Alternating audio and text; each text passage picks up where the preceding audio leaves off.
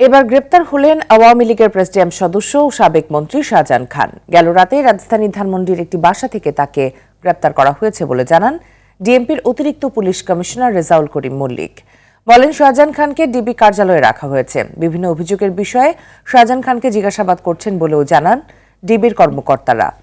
সবশেষ দ্বাদশ জাতীয় নির্বাচনে মাদারীপুর ২ আসন থেকে টানা অষ্টমবারের মতো নৌকা প্রতীক নিয়ে সংসদ সদস্য নির্বাচিত হন তিনি। ২০০৯ সাল থেকে তাকে নৌ পরিবহন মন্ত্রীর দায়িত্ব দেয় আওয়ামী লীগ সরকার।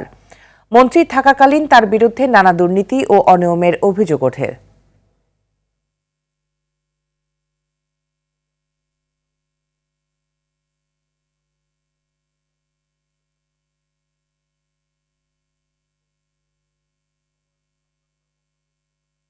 দর্শক, এই মুহূর্তে ডিবি কার্যালয় থেকে সরাসরি যুক্ত হচ্ছেন সহকর্মী সুমন তানভীর। সুমন, শাহজাহান খানের গ্রেপ্তারের বিষয়ে কি তথ্য আছে আপনার কাছে, আর কোন মামলায় তাকে গ্রেপ্তার করা হয়েছে বিস্তারিত জানাবেন।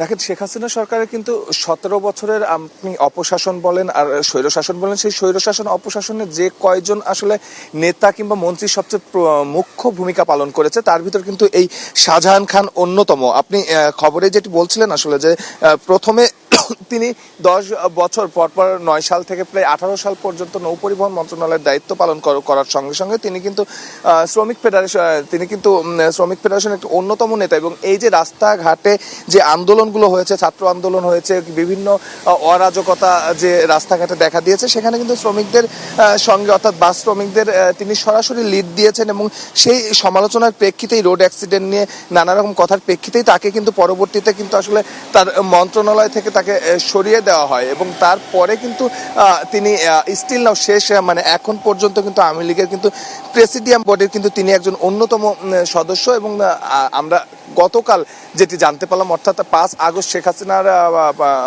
পলায়নের পর থেকেই কিন্তু আসলে আওয়ামী লীগের সব পর্যায়ের নেতাকর্মীরা কিন্তু গা ঢাকা দিয়েছে। তিনিও আসলে পলায়নরত অবস্থায় ছিলেন। এবং কালকে মধ্যরাতে আমরা জানতে পারি যে ধানমন্ডি থেকে ডিবি পুলিশের একটি দল তাকে আটক করে। এবং কিছুক্ষণ আগে আমরা ডিবি পুলিশের সঙ্গে যোগাযোগ করে যতটুকু জানতে পেরেছি যে তাকে ধানমন্ডি থানারই একটি হত্যা মামলায় তাকে গ্রেপ্তার দেখানো হয়েছে। এবং ধানমন্ডি থানার যিনি তদন্তকারী কর্মকর্তা ওই মামলার, তিনি কিন্তু আসলে ডিবি কার্যালয়ে কিছুক্ষণের ভিতর আসবেন, আমাদের সঙ্গে কথা হয়েছে। এবং আসার পরে আসলে এই শাহজাহান খানকে আসলে কতদিনের রিমান্ড চাওয়া হতে পারে, কখন আসলে আদালতে নিয়ে যাওয়া হতে পারে, সেই বিষয়গুলো নিয়ে কিন্তু আসলে তিনি আমাদেরকে জানাবেন এমনটি জানাচ্ছেন। তবে এখন পর্যন্ত কিন্তু ধানমন্ডি থানার যিনি আছেন অর্থাৎ তদন্ত কর্মকর্তা, তিনি ডিবি কার্যালয়ে আসেননি।